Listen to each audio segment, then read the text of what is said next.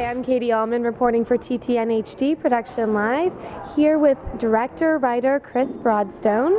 Chris, can you tell me a little bit about your current work that you've been working on?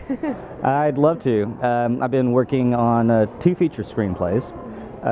As far as I'm concerned, they're ready to go. And I just really am looking for a good producer that can help me find that money that you need to make a real feature. And that's kind of it. I'm really just searching for that window of opportunity. And also a window of opportunity that won't be, oh, we just want to buy your screenplay and I'll see you later. But we've seen what you've done with your short films as a director and editor and producer, and we want you to come on board as director of these as well. Because I have had some actors who have read the scripts say, if I didn't see your films and I read these scripts, I would think there's no way anybody could make these movies. But knowing what I've seen you do, I know that you're the only person to make these films. And what genre are you working in, and why are you the only person who can make these films? Well, I default into the horror genre, although I'm really more of a thriller macabre kind of guy. I would say that the novel I've written is very horror, but my films are more Twilight Zone-y, that kind of a thing, which I think is a real crossover point. With one of my features, I've read it 1,000 times, but I have a friend in Moscow, I have a friend in London, both females. This is a very erotic thriller too, and they've read it and they love it.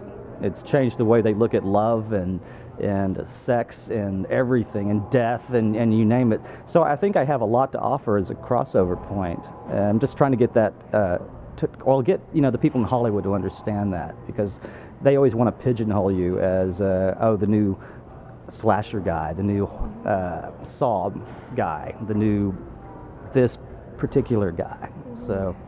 And you started with your novel, writing fiction, and then you transitioned into film. So can you tell me a little bit about the challenges with that, or if it was a smooth transition?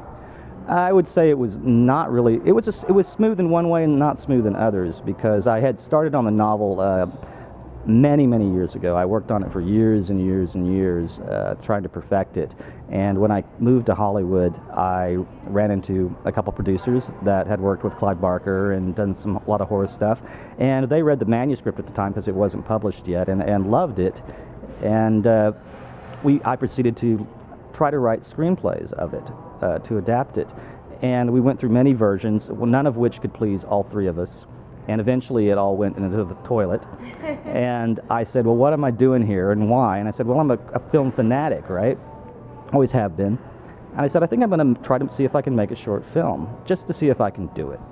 Because, they didn't believe it. Everybody's like, oh, yeah, right, you've never done anything, you can't do it.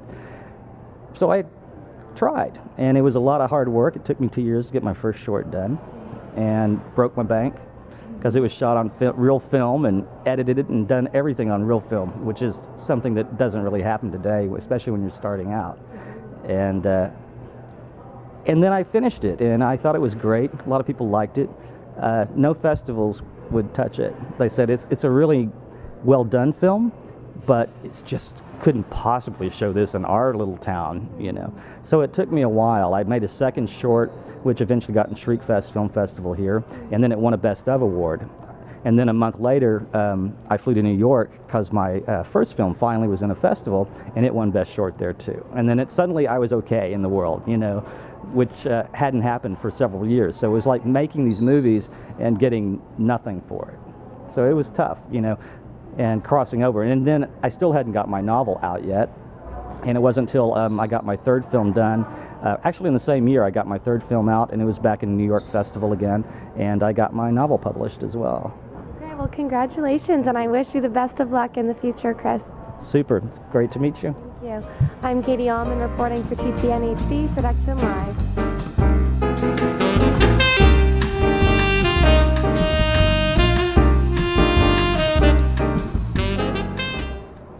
Hi, I'm Katie Uhlmann reporting for